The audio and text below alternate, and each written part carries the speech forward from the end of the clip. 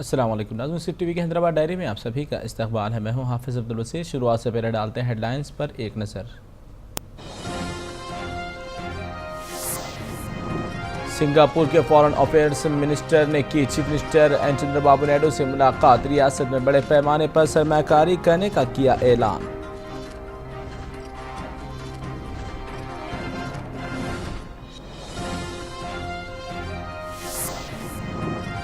मुख्तलिफ trade union के कायदीन और कारकुनों ने हैदराबाद में निकाली रैली। मजदूरों के साथ नाइंसाफी करने वाली बीजेपी हुकूमत के खिलाफ किया एहतजाज।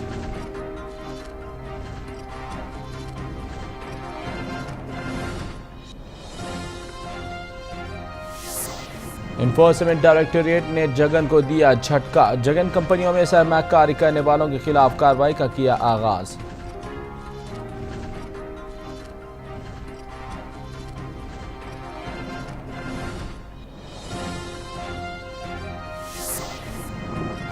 और रेलवे मिनिस्टर सुरेश प्रभु ने पार्लियामेंट में पेश किया रेलवे बजट। गुज़िश्ता साल के मुकाबले में तेलंगाना और आंध्र प्रदेश को 24% इजाफी budget मुख्तस।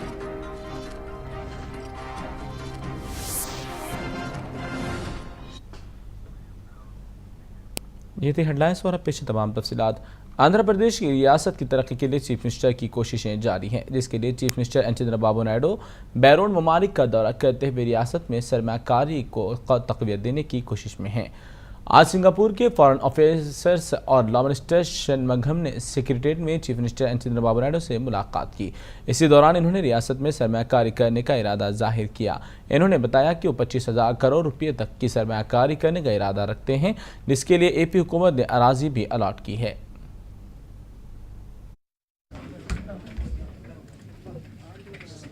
Residents and another 12 flags of guest workers. You take Singapore and you put into Hyderabad, you won't know the difference. So sometimes we must be careful of the comparison. In a small place like Singapore, it is easy sometimes. Of course, you need the leadership, but it's easy sometimes to do things. You heard the Chief Minister's commitment. Singapore companies, I can tell you when I discuss with them, they do business all over the world. There is a tremendous amount of interest in Andhra Pradesh. A few states in India, and Andhra Pradesh is one of them. They find it quite easy to do business here. They find the system is welcoming. I think, however, as business people, they always make their calculations. This is what I invest, this is the rate of return. And some have already invested, some are looking, and for them it's either the question of finding the right opportunities or the right fiscal and legislative framework.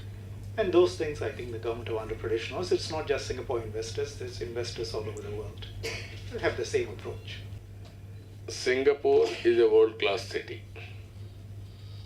They got independence in 1965. We got independence in 1947. Within 50 years time, they have built one of the most beautiful and also world-class city. On urban development, they are the best people now. Not only consultant will give ideas, but practical ideas they can give. They faced so many problems. Even they committed some mistakes. So they are going to give a project, this master plan, by correcting all these mistakes so that we may not commit same mistakes now. That is the advantage. Second angle, you are asking their capability. Even Singapore government cannot do. Who else can do on this project? Capital. Private organizations, they may do one or two projects. Even what you are thinking, you have to understand one thing. To get an opportunity to build a capital, it is a rarest opportunity. To build cities also. Everybody may not get an opportunity. Even in India, this century, it is one opportunity for us to build a capital. It is a crisis, but it is an opportunity. Now we can prove it. Singapore town, city, they built over a period of time. Now we are building this new capital. And also I built Hyderabad, Cyberabad. Andhra Pradesh के chief minister Chandrababu Naidu ने आज secretariat में एक meeting बुलवाई जिसमें गोपीनाथ पिल्लई को आंध्र प्रदेश की capital city का brand ambassador बनाया गया है। इस मीटिंग में सिंगापुर के एम्बेसडर्स भी शामिल थे। कैमरा पर्सन समद के साथ मैं प्रियंका, मुंसिफ टीवी हैदराबाद। मुल्क भर के मुख्तलिफ यूनियन के कायदीन और कारकुनों ने मरकज़ की एंटी हुकूमत के खिलाफ हैदराबाद में बड़े पैमाने पर रैली निकाली, जिसमें 2000 की तादाद में मजदूरों ने शिरकत की। मजदूरों का कहना है कि मरकज़ की बीजेपी हुकूमत उनके मसाइल पर तवज्जो देने से कासिर है। आज मुख्तलिफ मुलाज़िमीन तंजीमों के कायदीन ने बशीरबाग से एक रैली निकाली। इस दौरान मरकज़ी हुकूमत के खिलाफ नारेबाजी भी की गई। बाद पुलिस ने हुकूमत के खिलाफ एहतजाज करने वाले ट्रेड यूनियन के कायदीन को गिरफ्तार कर लिया। मरकज़ी मजदूर यूनियन के कायदीन ने बताया कि उनके खिलाफ बनाए गए कवानीन को रद्द करने तक वो अपना एहतजाज जारी रखेंगे।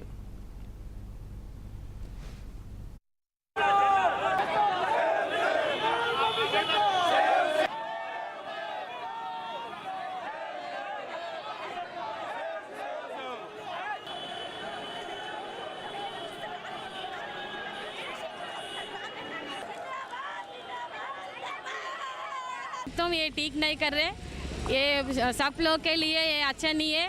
टीआरएस कर रहे वो सब अच्छा है, इसीलिए हम इंडिया प्रभुत्व लेके हटाने के लिए मैं बोल रहा हूँ। टीआरएस प्रभुत्व ट्रेड यूनियन से हम टीआरएस के विषय बात कर रहा हूँ। सारा हिंदुस्तान में लेबर मूवमेंट, जो सेंट्रल गवर्नमेंट, जो बीजेपी गवर्नमेंट, जो मोदी सरकार ने जो लिया है, जो लेबर के खिलाफ जो भी डिसीजंस लिया है, वो डिसीजंस के खिलाफ 13 सेंट्रल ट्रेड यूनियंस, बीएमएस जो पहला स्टेज में है हिंदुस्तान में, वो बीएमएस भी आज नाराज़ है। जो सेंट्रल का जो भी आज सेंट्रल गवर्नमेंट जो लेबर के लिए जो कानून, नया कानून को बना रहे हैं, जितना भी लेबर राइट्स है, राइट्स को अगर वो लोग निकालना चाह रहे हैं, और उसके लिए हम पिछले 4 साल से 2000 से यूपीए 2, यूपीए 1 रह सकत भी पूरा 13 सेंट्रल ट्रेड यूनियंस मिलके जो हिंदुस्तान भर के अंदर लाखों की करोड़ों के तेजाद में जो डिसीजन लिए हैं लड़ने के लिए, हमारा वर्कर्स का राइट्स के लिए, उसके लिए हम यूपीए से भी लड़े, आज एनडीए से भी लड़ रहे हैं, और कल कोई भी गवर्नमेंट आए सो उसके लिए लड़ने के लिए आज बीएमएस, आईएनटीसी, एआईटीसी, सीआईटीयू, एचएमएस, आईएफटीयू और एआईटीसी और टीआरएस के भी और हमारे टीएनटीसी, जितने भी सेंट्रल ट्रेड यूनियन से, रीजनल ट्रेड यूनियन से, सब मिलके सेंट्रल ट्रेड यूनियनों ने आज बशीरबाग चौराहे पर एक धरना मुनज़्ज़म किया है, जिनका मुतालबा ये है कि बीजेपी सरकार इनसे नाइंसाफ़ी कर रही है। कैमरामैन खाजा के साथ Syed Abrar, Munsif TV Hyderabad. BJP office Nampally में बीसी सब प्लान के अलावा दीगर मौज़ूआत पर तबादला ख्याल किया गया, जिसमें तेलंगाना बीजेपी के कई कायदीन और कारकुनों ने शिरकत की। इसी दौरान बीसी सब प्लान के अलावा दीगर उमूर पर अहम बातचीत हुई। बीजेपी कायदीन ने बताया कि चीफ मिनिस्टर केसीआर ने इंतखाबात के मौके पर बीसी सब प्लान बनाने का वादा किया था। इसके अलावा दीगर तबकात जैसे दस्तकारी के मजदूरों को भी खुसूसी तौर पर फंड्स मुख्तस करने का ऐलान किए थे। इन्हें अभी तक कोई फंड मुख्तस नहीं किया गया। बीजेपी कायदीन ने अवाम से किए वादों को जल्द से जल्द पूरा करने का चीफ मिनिस्टर से मुतालबा किया है। इसमें जो कुलवृत्ति आधारित काम करने वाले जो एग्रीकल्चर लेबर समझो, नहीं तो आर्टिजन्स, इन लोगों को बुला के वो मेंबरशिप जो है इन लोगों के अंदर करने के लिए तय किए है। ऐसे बीसी कॉरपोरेशन जो है ये टारगेट ग्रुप्स के लिए 200 करोड़ रुपए सरकार देने के लिए हम डिमांड किए। इस वर्गों में पार्टी मजबूत करने के लिए आज तय किए भारतीय जनता पार्टी, और जो गरीब है, पिछड़े वर्ग है, अनुसूचित जाति और जनजाति लोगों के अंदर विस्तरण करने के लिए आज ये समावेश करें। नाला श्रीरामुलु, मैं फार्मर एमएलए हूँ और वाईसीपी चीफ जगन मोहन रेड्डी को एक और झटका लगा है। गैर कानूनी असासे-जात और मनी लॉन्ड्रिंग मुकदमे में इन्फोर्समेंट डायरेक्टरेट ने फिर एक मरतबा करोड़ों रुपये के असासे-जात को गर्क किया है। ईडीई की इत्तला के मुताबिक जगन कंपनी में सरमाकारी करने वाली चंद कंपनियां जैसे जन्नानी इंफ्रो और इंडिया सीमेंट की करोड़ों की जायदाद को कर्क किया गया है। कर्क करदा असासीजात की कीमत 232 करोड़ रुपये बताई जा रही है।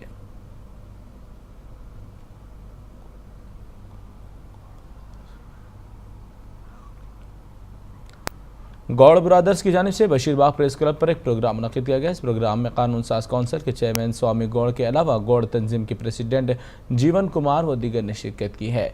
उनका अहम मुतालबा गौड्स का तहफ़्फ़ुज़ात फ़राहम करना है। स्वामी गौड़ ने मीडिया से बात करते हुए कहा कि किसी आने इंतख़ाबात के मौके पर गौड्स की तरक्की के लिए हर मुमकिन ताउन फ़राहम करने का तयक़ुन दिया था।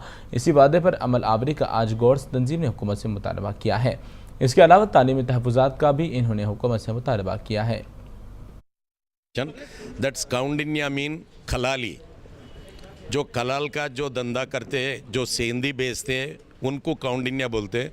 ये काउंडिन्या ऑर्गेनाइजेशन जो यहाँ पर ऑर्गेनाइज करे, सभी मित्रों को मैं धन्यवाद देता हूँ।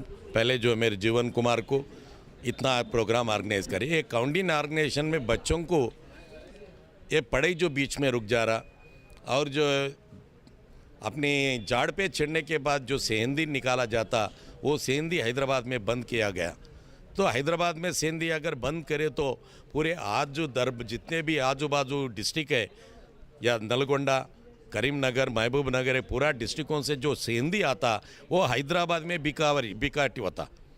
जब हैदराबाद में बिकने का सेंधी अगर बंद करे तो हमारी ज़िंदगी गुजारेंगे कैसे? जो कपड़ा बेचने वालों को, कपड़ा तैयार करने वालों को हैदराबाद में बेचने का मौका देते हैं, दूध बेचने वालों को मौका देते हैं, अब हर एक चीज़ यहाँ गड़े तैयार करने को मौका देते, सिर्फ एक सेंधी बेचने वालों को यहाँ पर रुकावट डालते हैं। इसीलिए तेलंगाना सरकार आने के बाद ये दुकान हम खुला करेंगे बोल के वादा किए थे, वो वादा जो है तेलंगाना सरकार पूरा किया। इसीलिए राष्ट्र सरकार को हमारे जो धन्यवाद देते हुए हमें निज़ाम ग्राउंड में हमें वो एक अच्छा बड़ा एक जलसा करने वाले हैं। और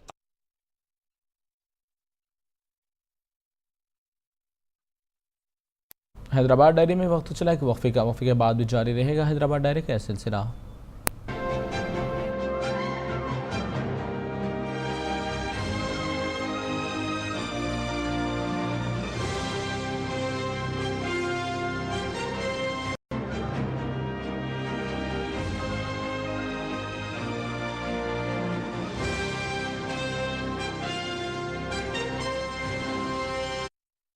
वक्फे के बाद आपका दोबारा इस्तकबाल है। बढ़ते मज़ीद खबरों की जानिब। यूनियन रेलवे मिनिस्टर सुरेश प्रभु ने आज पार्लियामेंट में बजट पेश किया। साउथ सेंट्रल रेलवे के लिए 2767 करोड़ रुपये बजट मंजूर किया गया। वाज़ेह है कि गुज़िश्ता बजट के मुकाबले में इस बार 24% से ज़्यादा बजट साउथ सेंट्रल रेलवे के लिए मुख्तस किया गया है। इसी तरह नंदियाल एरागंटा रेलवे लाइन के लिए 130 करोड़ रुपये मुख्तस किए गए हैं। श्रीकालहस्ती रेलवे लाइन के लिए 110 करोड़ रुपये, विजयवाड़ा भीमावरम के लिए 150 करोड़ रुपये और सिकंदराबाद महबूबनगर रेलवे लाइन के लिए 1200 करोड़ रुपये मुख्तस किए गए हैं। Thrust areas which are described cannot remain mere policy pronouncement. Railways cannot function as business as usual mode. We have to gear up to face the future challenges. I will ensure that Railway delivers quantifiable and visible improvements. Our most critical initiative will be pursued in a mission mode under direct oversight and designated senior official in as ministry as a mission director. A similar structure will be replicated in all zonal railways. I will personally monitor on all major thrust areas. I am confident that I have the support of 13 lakh dedicated men and women in this endeavor. Madam, at present, due to overutilized line capacity and backlog on track renewals, there are speed restrictions which lead to delay in running of more number of trains. And I want to give more trains as we have more demands from everybody. The review is being TRS MP Kavitha ने railway minister की जानिब से पेश करदा budget पर अपने ख्यालात का इजहार किया। इन्होंने बताया कि पार्लियामेंट में रेलवे मिनिस्टर सुरेश प्रभु ने रेल बजट पेश किया है। अभी इसकी तफसीलात हासिल करने के बाद ही टीआरएस पार्टी इस मामले पर पार्लियामेंट में आवाज़ उठाएगी। रेल बजट सुरेश प्रभु जी ने काफ़ी अच्छे तरीके से एंटरटेनिंग तरीके से प्रेजेंट किया है उन्होंने पार्लियामेंट में, पर देखा जाए तो किस क्षेत्र को क्या मिला है उन्होंने कभी कुछ बताया नहीं। तो अभी तो हमें पूरे बुक पढ़नी है, पता करनी है क्या क्या है। हाँ जी, हाँ जी, तो उसके लिए क्या कुछ? हाँ जी, अभी बस वही हम स्टडी करेंगे, फिर बाद में बताएंगे, क्योंकि उन्होंने तो अनाउंसमेंट में कुछ किया ही नहीं था, तो उसके बाद ही पता चलेगा। ओवरऑल कितने नंबर दिए? ओवरऑल 2-3 चीज़ें मुझे काफ़ी अच्छी लगी जो महिलाओं के बारे में उन्होंने कहा, और आरओबीस जो है, रेलवे अंडर ब्रिजेस और रेलवे ओवर ब्रिजेस जो है, जिसके ऊपर स्पेशल एम्फोसिस उन्होंने दिया है, वो काफ़ी अच्छा है, क्योंकि उसकी वजह से क्षेत्र में काफ़ी एक्सीडेंट्स होते रहते हैं, तो वो काफ़ी अच्छा इनिशिएटिव है। बट बाकी के जितने भी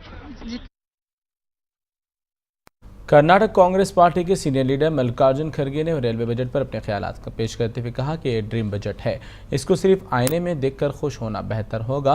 मल्लिकार्जुन खड़गे ने बताया कि बजट में कोई नयापन नहीं है और ना ही कोई नए प्रोजेक्ट को शुरू करने का मंसूबा है। सिर्फ मुंबई और अहमदाबाद के दरमियान की रूट्स पर खुसूसी तवज्जो दी गई है।